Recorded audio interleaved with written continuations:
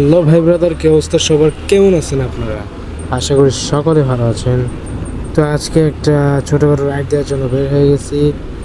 আমরা আজকে একটু মুগদা আসছিলাম, আর মুগদা আসার সময় ভিডিওটুকু আপনাদের মাঝে প্রোভাইড করতে পারলাম না, বাট আমরা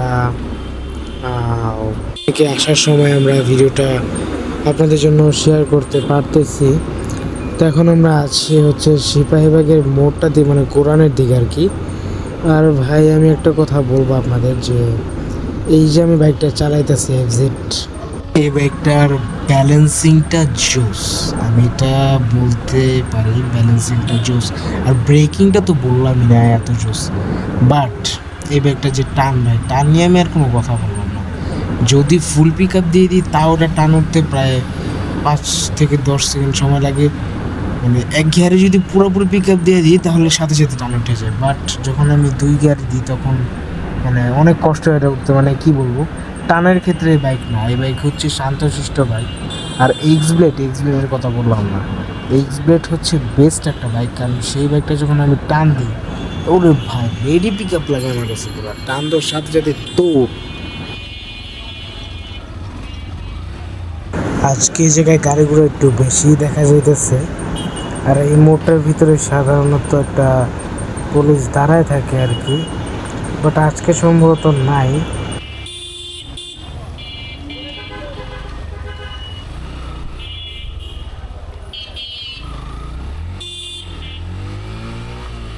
আসলে এই রিক্সাওয়ালা মামারা হচ্ছে একদম বিরক্তিকর একটা জিনিস। এই রিক্সাওয়ালা মামাদের অনেক রাগ উঠেছে মাঝে মাঝে, মানে যাওয়ার জায়গা দেয় না। আর যেহেতু বাইক সেহেতু পাংখা তো আমাদেরও আছে। আচ্ছা যাই হোক, আপনারা দেখতে থাকুন আর সামনে কি হয়। আর আমরা সামনে একটা ব্লগ দিব আপনাদেরকে। ব্লগটি হচ্ছে আমি আসলে সামনে তো সিনেমা শুটিং করাইছিলাম, ওই জন্য সিনেমা শুটিং করাইছিলাম। বাট এখন যতটুকু দেখতেছি যে সিনেমা শুটিং করানোর পর নাকি 10 দিন রেস্ট দিতে হবে। আমি আসলে 10 দিন রেস্ট দিতেছি। এখন দেওয়ার পর একটা পলিশ এবং ওয়াশ করাতে হবে, আমরা এই দুটোই করাবো এবং এগুলো নিয়ে সামনে আপনাদেরকে ইনশাল্লাহ ভিডিও দিব। আসলে এইসবের ব্যাপারে বিস্তারিত ভিডিওতে আপনাদেরকে পসিবল না, বাট আমি মানে ছোটোখাটো করে ভিডিও করে আপনাদেরকে দিয়ে দিব যে আমি কীভাবে কী করলাম, কী কিনলাম। আর আর আমি যতটুকু জানি এই বাইকেরও টান উঠবে, কিন্তু টানটা আসলে তখন উঠবে যখন আমি বাইকটা 300 কিলো চালানোর পর একটা মাস্টার সার্ভিস দেব, তারপরেই বাইকটার টান উঠবে ভালো মতো। এর আগে পিক আপের সাথে টান ওঠাটা আসলে খুবই স্বাভাবিক বিষয়। আর এখন আমরা সিপাহীবাগ এসে বসছি। আমরা এখন যাচ্ছি হচ্ছে বি ব্লকের দিকে। আমরা বি ব্লক থেকে একটা কাজ আছে, সেই কাজ সেরে তারপর আমরা বাসার দিকে চলে যাব। আর আসলে বর্তমানে যে অবস্থা তার মধ্যে দিয়ে রয়েছে আর কি, খুবই খারাপ একটা অবস্থা, কারণ সামনে এক্সাম আর অ্যাসাইনমেন্ট আছে, মানে অনেক কিছুর মধ্য দিয়ে অনেক অবস্থা খারাপ যাচ্ছে। আর আমাদের বর্তমান দেশের পরিস্থিতি বেশি একটা ভালো না, কারণ দেশে না, আসলে দেশে বললে ভুল হবে, বিশ্বের পরিস্থিতিটা বেশি একটা ভালো না। কারণ ইরান এবং ইসরায়েলের ভিতরে একটা দ্বন্দ্ব হয়ে গেছে অলরেডি। আপনারা অনেকে জানেন, যারা একটু খবর রাখেন, অনেকেই কি প্রায় সবাই জানেন। আচ্ছা যাই হোক, আমরা হচ্ছে আপনার এখন সিপাহীবাগ আছি। সামনে কিন্তু এটা মাহিন বাইক চালাইতেছে, আপনারা দেখে অনেকেই বুঝতেছেন যে মাহিন বাইক চালাইতেছে। আর মাহিন দেখতে পাচ্ছেন আপনারা কীভাবে বাইক চালাইতেছে, মনে হইতেছে একদম পাংখা পুরা। আসলে ও চাইতেছে আমার সাথে রেস দিতে, আর আমি ফার্স্টেই বলছি যে আমার বাইক হচ্ছে এফজেড আর ওটা এক্সব্লেড, আর এক্সব্লেড হচ্ছে টানটা খুবই খাড়া টান, আর এফজেডে টান ধরতে গেলে নাই। আমি যত পিক আপ দিয়ে ওর আগে চাইতে পারবো না, এটা 100% শিওর আমি। যাই হোক, দেখি কি হয় সামনে, আমি জিততে পারি কি না। আমি জানি আমি হেরে যাব, কারণ আমার বাইকের যে টান সেটা ভালো না। যদি ব্যালেন্সিং ভালো, বাট ব্যালেন্সিং ভালো হলে তার কিছু করার নেই, টান ভালো হওয়া লাগবে। আপনারা দেখতেই থাকুন সামনে কি হয়।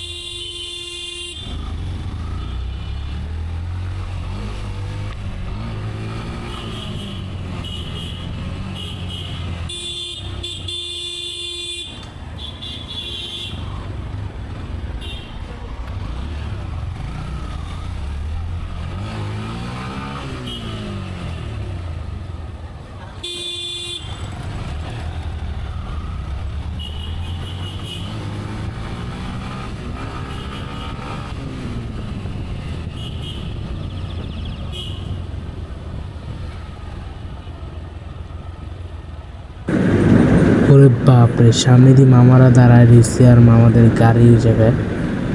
আরে বাপরে, মাহিন তো মনে হইতেছে ভয় শেষ আর কি, এমন একটা জায়গায় এসে থামছে যে ও লড়াচড়া করতে পারবে না, এখন লড়াচড়া করলেই তারা ধরবে। আসলে আমাদের এলাকায় একটা গ্যাঞ্জাম হয়েছে, 80 জনকে তারা অ্যারেস্ট করছে সি ব্লক 5 থেকে।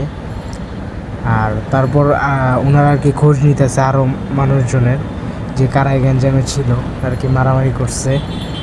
আচ্ছা যাই হোক, আমি তো আস্তে করে কাইটা পড়ছি, এবার মাহিন কি হয় দেখি।